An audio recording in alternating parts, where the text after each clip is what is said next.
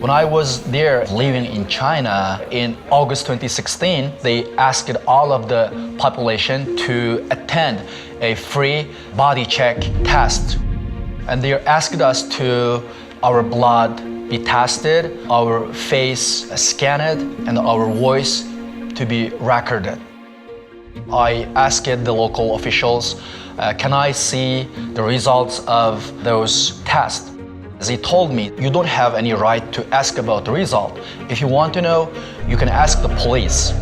It means that it's not about the benefit or good of the people. It's being used for some untold purpose of the Chinese government.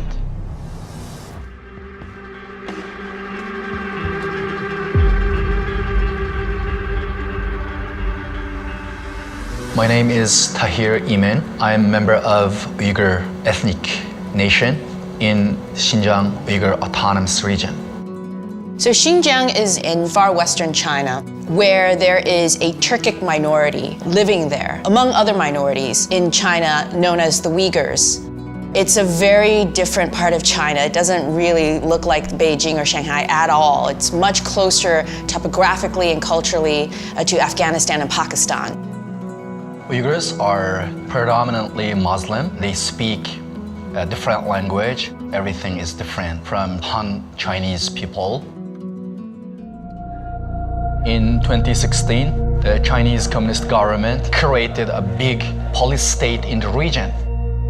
Living in that region itself feels very much like an open-air prison. When you get up in the morning and you commute to work, you'll be stopped at a checkpoint and have your cell phone messages searched. When you apply for a passport, you might be asked for a strand of hair or an eyelash for a DNA database, or asked to take a 360-degree portrait for facial recognition cameras. Those DNA collection and the face recognition system and other surveillance technology became only one part of their oppressive and ethnic cleansing strategy on the region. They created a large amount of camps to arrest and detain the people. According to the UN, as much as 1 million Uyghurs are now in these detention centers that the Chinese call political re-education centers or even vocational training centers, as if they've moved these Uyghurs into these centers to provide them professional help and work training. They are sent to those camps to renounce their religious and their national ethnic identity. Last May, the Chinese police official, they contacted me. They asked me to cooperate with Chinese government. At least I should stop my writing about the Chinese oppression. After I rejected, the police officer told me, we will educate your daughter as a communist loyalist against you and the other Uyghur people. Your daughter would be #1 enemy of you. We've seen journalists writing about it. We've seen organizations like Human Rights Watch, independent researchers out of Australia, Germany, the United States. We've seen organizations under the UN. All of these organizations have confirmed that this is something that is happening. Upwards of 1 million people are being held in internment camps. And where's the global outcry? There's really no consequence so far for the Chinese government for perpetrating this on its own people. Chinese government believe that international community are very weak to cope with Chinese oppression and genocide because China believes its military and economic power. The Chinese government has put a lot of money behind winning over Central Asia and the Middle East. They have, incorporated a number of these countries into their Belt and Road campaign, basically their international development campaign. And it's really hard for these countries to walk away from that sort of source of income and economic partnership.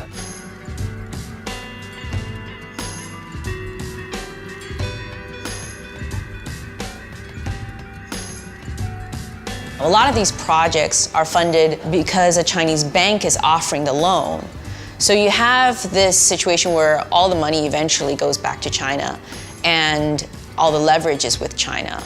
Some countries are starting to realize that this is not the best deal. There are real benefits But they also have to weigh it against the political influence China might be able to have in terms of leverage. This is about a very powerful government that has a stated ambition to essentially reprogram and wipe out a practice of a religion and a culture within its borders.